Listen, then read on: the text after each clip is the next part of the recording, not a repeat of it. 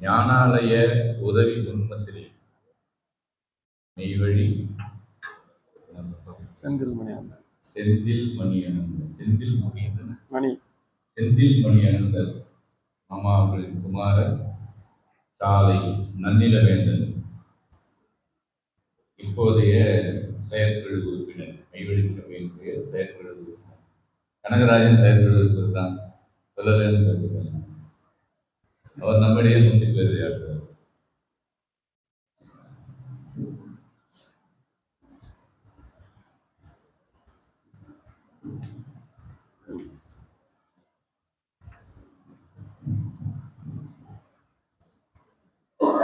ஆசின் மாமரை ஆதி புராதன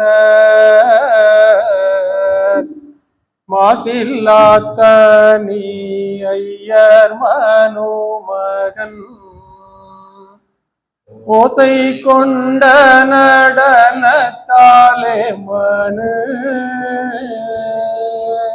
ஓசை கொண்ட நடனத்தாலே மனு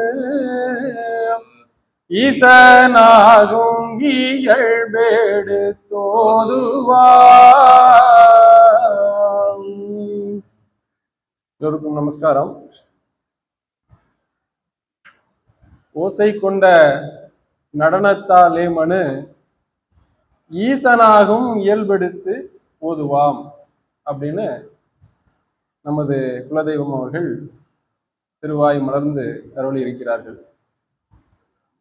அப்ப மனிதனாக பிறந்த நம்ம ஈசனாக, அதாவது மனிதன் மனு ஈசனாகணும் அப்படின்றதுக்காக தான் இந்த பிறவியே நாம எடுத்தோம்.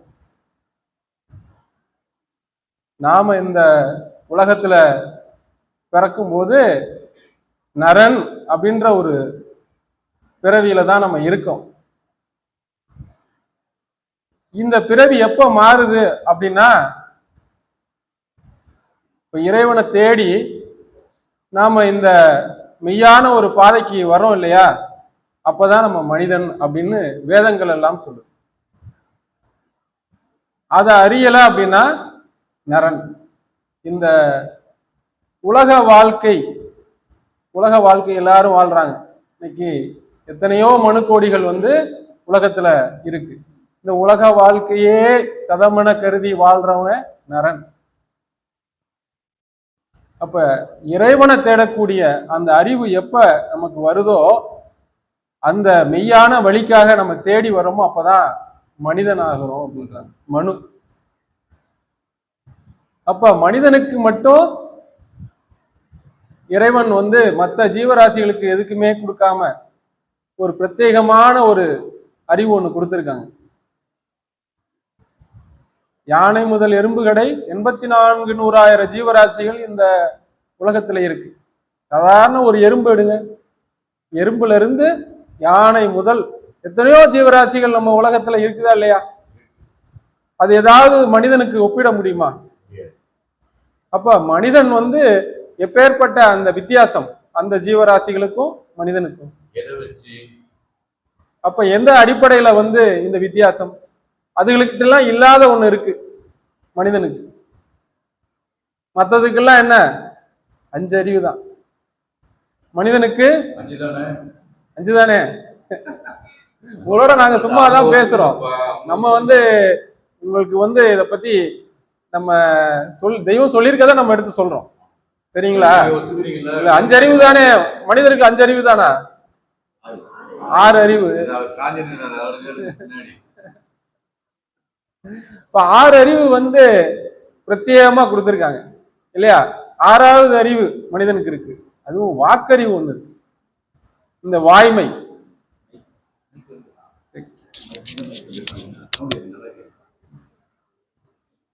அப்ப மற்ற ஜீவராசிகளுக்கு இந்த வாய்மை என்பது இல்லை. நம்மளை போட அந்த பேசக்கூடிய பலம் இருக்கா அப்படின்னா இல்லை. அப்ப எதற்காக இந்த வாக்கறிவு கொடுத்தது? அப்ப இறைவன் எங்க இருக்காங்க, அவங்களை தேடக்கூடிய, அவங்களை தேடி அடைந்து அவர்களை போற்றி புகழ்ந்து இந்த மனித பிறவியிலிருந்து நம்ம ஈசனாக ஆகக்கூடிய ஒரு வல்லமைய வந்து மனிதன்கிட்ட வைத்து படைச்சிருக்காங்க.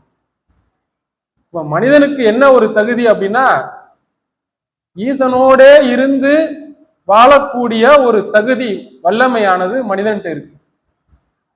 அது ஒரு பாடல்ல சொல்றாங்க, நீதி எனும் பொருளான மனுக்குலத்தை நித்தியனாகிய இறைவன் நித்தியத்திற்கே படைத்தான் அப்படின்றாங்க. அப்ப நித்தியம் என்னது? என்றென்றைக்கும் நிலைத்திருக்கக்கூடியது, அழியாது. அப்ப மனிதன் மட்டும்தான் இந்த ஜீவராசிகள் உலகத்துல வந்து அழியாது நிலைத்து நிற்கக்கூடிய ஒரு வல்லமை யாருக்கு அப்படின்னா மனிதனுக்கு. மனிதனுக்கு அவ்வளவு உயர்வான ஒரு தலை, மனித தலை. மனித தலையோடைய உன்னதம் என்னன்னு உலகத்துல தெரியல. இந்த உலக வாழ்க்கையே வந்து தினம் இந்த உலக வாழ்க்கையை வாழ்றதும், பொருள் சம்பாதிக்கிறதும், உணவுக்கு வயிற்றுப்பாட்டுக்கு தேடுறதுமாதான் வாழ்க்கையை ஓடி கடைசி வயசாகி ஒரு நாள் இறந்து போயிடும். இதுக்காக வந்து மனிதனுக்கு இந்த 6 அறிவு கொடுக்கல. இந்த உலகத்துல ஒரு உதாரணமா சொல்றாங்க, இந்த உலகத்துல வாழ்றதுக்காக மனிதனுக்கு 6 அறிவு கொடுத்துருக்காங்க அப்படின்னா, இந்த மிருகங்கள்லாம் வாழுதே, அது வாழாமையா இருக்கு? அதுவும் ஆயுள் காலம் முழுதும் வாழுது இல்லையா? இங்க இருக்க ஒரு காடு, இந்த காட்டுல எவ்வளவு மிருகங்கள் இந்த நகர்ப்புறத்துல இருக்கிறத விட பலசாலியா வாழுது. அதுக்கெல்லாம் யாரு உணவு அளிக்கிறான்? இப்ப அந்த இறைவன் அல்லவா. இப்ப யானை எல்லாம் வந்து எவ்வளவு பெரிய வயிறு வச்சிருக்கு, அதுக்கு அன்றாடம் ஒரு உணவு கிடைக்குதே இல்லையா? அப்ப இந்த அறிவை கொண்டு நம்ம உடம்ப வளர்க்கறதுக்கா அந்த அறிவு கொடுத்தது? இந்த என்சான் வயிறை வளர்க்கறதுக்கா அறிவு கொடுத்தது? அப்ப அறிவு, அப்ப யானைக்கு நிறைய அறிவுள்ள கொடுத்துருக்கணும். பெரிய வயிறுல இருக்கு, பெரிய தலை, பெரிய உடம்பு இல்ல.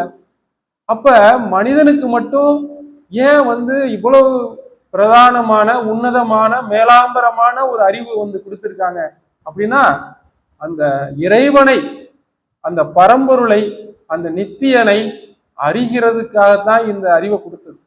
இந்த அறிவை கொண்டு போய் நம்ம எங்க போடுறோம்? நம்ம அன்றாட இந்த உடம்ப வளர்க்கறதுக்கும், இந்த வயிற்றை வளர்க்கறதுக்கும், இதுக்கே நம்ம வந்து பாடுபட்டுட்டே இருக்கோம். கடைசியில என்ன சொல்றாங்க? இதுக்கு படி இழக்கிறது கடைசியில மேப்படியா வந்துடுறான். மேப்படியானா யாரு? எல்லாருக்கும் தெரியும், யமன் இறுதி நேரத்துல வந்துடும். அப்ப நீதி எனும் பொருளான அந்த மனுக்குலம் நித்தியனாகிய இறைவன் நித்தியத்திற்கு படைத்தான். அப்ப நித்தியம்ன்றது வந்து அழியாதது நம்ம சொல்றோம். அப்ப மனிதனா பிறந்தவன் வந்து செத்தா ஒண்ணு இல்ல, அப்படித்தானே நம்ம எல்லாரும் வாழ்ந்துட்டு இருக்காங்க. இந்த உலக வாழ்க்கை தான் நம்மளுக்கு வாழ்க்கை. 100 ஆண்டு வாழ்றோம், இப்ப இறந்து போனா ஒண்ணு இல்ல அப்படின்னு நினைக்கிறோம். அப்ப மனிதன் வந்து செத்துட்டான் அப்படின்னா ஒண்ணு இல்லைன்ற எண்ணத்தை சுத்தறி. மனிதனுக்கு சாவுக்கு அப்புறம் இன்னொரு வாழ்க்கை இருக்கு அப்படின்றதான் எல்லா மதங்களும் வேதங்களும் சொல்லுது. இதை தெரிஞ்சுக்கதான் இவ்வளோ வேத கர்த்தர்கள் வந்தாங்க. இந்த உலகம் தோன்றிய காலம் முதல் 1,24,000 நபிமார்களும் எதுக்கு வந்தாங்க? மனிதன் இந்த நித்திய பொருளை அடையணும், நித்தியன் ஆகணும், மனிதனுக்கு அழிவில்லை. அப்ப அந்த பரம்பொருளை அறியணுன்றதுக்காக, இதை போதிக்கிறதுக்கு தான் இவ்வளவு வேதங்களும், இவ்வளவு மதங்களும், இவ்வளவு சாஸ்திரங்களும் எல்லாமே வந்தது அதற்கு தான். அதை நம்ம ஒரு 100 ஆண்டு காலம் வரைக்கும் குருகுல கல்வின்னு ஒண்ணு இருந்தது. இப்ப குருகுல கல்வி எங்கேயாவது இருக்கா? இப்ப நம்ம படிக்கிறது இந்த உலக கல்வி. இந்த உலகத்துல நம்ம எப்படி வாழணும் அப்படின்ற கல்விதான். திருக்குறள் ஒரு தெய்வீக ஒரு நூல். அந்த நூலுக்கே இன்னைக்கு அர்த்தத்தை வேறையா நம்ம கற்பிக்கக்கூடிய ஒரு காலமான ஒரு கலி காலத்துல நம்ம வாழ்றோம். அப்ப இதெல்லாமே வந்து மறந்து போச்சு, மறைந்தே போய்விட்ட இறுதி காலமாகிய இது நேரம். அப்ப இது மாதிரி ஒரு வாழ்க்கையானது மனிதனுக்கு வந்து ஒரு வாழ்க்கையானது மரணத்துக்கு அப்புறம் இருக்கு. அந்த வாழ்க்கை நித்திய வாழ்க்கை, பேரின்ப வாழ்க்கையானது ஒண்ணு இருக்கு. இந்த இறைவனை நீ அறிஞ்சினா, அவங்க அறிந்து அவர்களை அடைந்த அப்படின்னா உனக்கு அந்த வாழ்க்கையானது நித்திய பேரின்பமான ஒரு வாழ்க்கை உனக்கு காத்துட்டு இருக்கு. இதை நீ அறியல அப்படின்னா சாவு. இப்போ ஒரு சாவை பத்தி சொன்னார் இல்லையா? சாவுனா, மரணம்னா என்ன? இப்போ மரணமானது இவனுக்கு தண்டனையாக கொடுக்கப்படுது. அப்ப இறைவனை நீ வந்து இந்த உணர்வு எடுத்து நீ அறியல அப்படின்னா, தெரிஞ்சுக்கல அப்படின்னா இதை பராக்காக மதிமயங்கி நீ இருந்துட்டீன்னா நீ உனக்கு என்ன வருது? சாவு வந்து தண்டனையா வருது. அப்ப சாவு வரலாமா? அப்ப சாவுல இருந்து தப்பிக்க முடியுமா? மனிதனா பிறந்தவங்க தப்பிக்கக்கூடிய ஒரு வழி இருக்கா? அதுதான் மெய்வழி. இப்ப அதை எடுத்துரைக்க தான் தெய்வம் வந்தாங்க. எல்லா வேதங்களும் சாஸ்திரங்களும் வந்தது. அப்ப இந்த சாவாத நிலையை அடையறதுக்கு முன் வந்த பெரியோர்கள்லாம் எல்லாரும் மனித தேகம் எடுத்துட்டோம் அப்படின்னா சாவு வந்து சந்திக்கும். இப்ப நீங்க நம்ம வந்து அப்பர், சுந்தர், மாணிக்க வாசகர், வள்ளலார் சொல்றோம் இல்லையா? இவங்க பெரியோர்கள் நிறைய பேர் இன்னைக்கு நம்ம வணங்குறோம் இல்லையா? இப்போ இவங்கெல்லாம் ஏன் நம்ம இன்னைக்கு ஞாபகம் வச்சு அவங்கள வழிபடுறோம்? அவங்க எழுதி வைத்த நூல்கள் எல்லாம் படிக்கிறோம். அப்ப அந்த சாவாத நிலையை அடைந்து அவங்க ஈசனாயக்கூடிய அந்த நிலைக்கு அடைஞ்சனாலதான் அவங்கள நம்ம போற்றி புகழ்றோம். நம்ம முப்பாட்டெல்லாம் ஞாபகம் வச்சிருக்கோமா? இல்ல. அப்ப இந்த நிலையை எல்லோரும் அடையணும். மனுத்தலை எடுத்தவங்க எல்லோருமே இந்த நிலையை அடையணும்ன்றதுக்காக தான் ஒரு அவதார புருஷர்கள் வந்தாங்க. வடலூர் ராமலிங்க அடிகளார் வரைக்கும் இந்த நிலையை அடையறதுக்கு என்ன பண்ணணும் அப்படின்னா துறவரம் போகணும். துறவரம்னு நம்ம வந்து கேள்விப்பட்டிருக்கோம். அந்த காலத்துல எல்லாம் சொல்லுவாங்க, சினிமால எல்லாம் பார்த்துருக்கோம். என்ன பண்ணுவாங்க? பொண்டாட்டி பிள்ளையெல்லாம் விட்டுட்டு சொத்தெல்லாம் விட்டுட்டு ஆண்டியா போறது, இதுதான் வந்து துறவரம். அப்படி துறவரம் போனாலும் இன்னைக்கு கிடைக்காது. இதுதான் சட்டமா இருந்தது. அப்ப இந்த சாவுல இருந்து நம்ம தப்பிக்கணும் அப்படின்னா நாம வந்து எல்லாத்தையும் விட்டுட்டு தான் இந்த மெய்யை பெறணும். ஆனா இன்னைக்கு நம்ம தெய்வம் வந்த காலத்துல அவங்க அந்த சட்டத்தை மாற்றி நம்மளை போல இந்த இல்லறத்துல இருக்கிறவங்களுக்கும் இந்த சாவாத நிலை, மரணமில்லா அந்த பெருவாழ்வு, அந்த நித்திய பேரின்ப வாழ்வை வந்து அளக்குறாங்க. அப்படின்னா என்ன ஒரு வசந்தமான காலம்! இதற்கு நம்ம என்ன செய்யறோம்? என்ன செஞ்சிருக்கோம்? அப்ப அந்த சட்டத்தை மாற்றி அந்த நிலைக்கு ஏற்றாங்க அப்படின்னா அவர்கள் வந்தவர்கள் யார்? பிரம்மோதய மெய்வழி சாலை ஆண்டவர்கள் யார்? ஆண்டவர் அப்படின்னு நம்ம சொல்றோம். பழனி ஆண்டவர், நாகூர் ஆண்டவர், இப்படி நம்ம ஆண்டவர் தான் சொல்றோம். ஆண்டவர்கள் அப்படின்னு நம்ம சொல்லும் போது ஏன் ஆண்டவர்கள்னா பல பேரை சொல்றோம் இல்லையா? அப்ப ஆண்டவர்கள் ஏன் சொல்றோம்? எல்லா மந்திர ரூபியையும் எல்லா மந்திரத்தையும் நிரூபிக்கக்கூடிய, இந்த உலகம் தோன்றிய காலத்திலிருந்து ஒவ்வொரு மதத்தினுடைய மூல மந்திரத்தை நிரூபிக்கக்கூடிய ஒரு மந்திர ரூபியாக பிரம்மோதய மெய்வழி சாலை ஆண்டவர்கள் நமக்கு இந்த கலிக்கலை யுகத்தில் வந்து நமக்காக இந்த ஒரு மனித தேகம் தாங்கி அவங்க இந்த பூலகத்துக்கு வந்தாங்க. நம்மளை போல பிறந்து ஒரு நூற்றாண்டு காலமாக பிறந்து ஒரு மெய்ஞான பாரவான்களை அண்டி அவங்க அந்த மெய்யை பெற்று அவர்கள் இந்த தவ நிலையில் ஏறாத அந்த நிலையில் யாருமே உலகம் தோன்றி வந்த பாரவான்கள் அடையாத அந்த நிலையை அடைந்து எல்லா சன்னதங்களும் பெற்று அந்த துறவரம் அடைந்து பெறக்கூடிய அந்த நிலையை மாற்றி நம்மளை போல இல்லறத்தில் இருக்கவங்களுக்கு இந்த மெய்ஞானத்தை கொடுத்தாங்க. மரணமில்லா பெருவாழ்வு. என்னன்னா அந்த மெய்ஞானம்னா என்ன? பெருவாழ்வு. அது அவங்கள யாருன்னு நம்ம தெரிந்து கொண்டால் இது கிடைக்குது. அப்ப என்ன ஒரு எளிமையான ஒரு ஞானம் பாருங்க.